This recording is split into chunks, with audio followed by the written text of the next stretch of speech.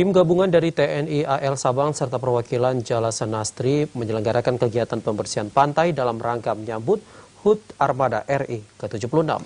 Kegiatan ini dilaksanakan di pesisir Teluk Pria Laut, Kampung Batisuk, Sabang. Komandan Pangkalan TNI Angkatan Laut Sabang, Kolonel Laut P. Ardi Sunario STMM, memimpin kegiatan pembersihan pantai yang dilaksanakan bersama Fasharkan Sabang dan Lanut Angkatan Laut Sabang. Bersama dengan masyarakat nelayan, anggota Pramuka Saka Bahari bergotong royong melaksanakan pembersihan pantai dalam rangka hari ulang tahun ke-76 Armada Republik Indonesia yang jatuh pada tanggal 5 Desember 2021. Komandan Pangkalan TNI Angkatan Laut Sabang mengajak agar peduli dengan lingkungan pantai agar tetap bersih, dan Lanal menyampaikan terima kasih kepada para peserta dan pendukung kegiatan ini.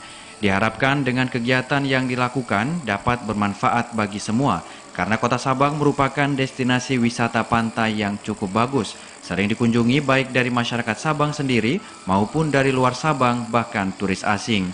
Kegiatan pembersihan pantai ini sesuai dengan perintah harian Kepala Staf TNI Angkatan Laut, Laksamana TNI Yudo Margono SEMM, yaitu jaga kepercayaan negara dan rakyat kepada TNI Angkatan Laut melalui kerja nyata yang bermanfaat bagi institusi, masyarakat, bangsa, dan negara.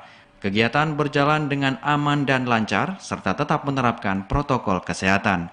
Dari Sabang, Mahfud TVRI Aceh melaporkan.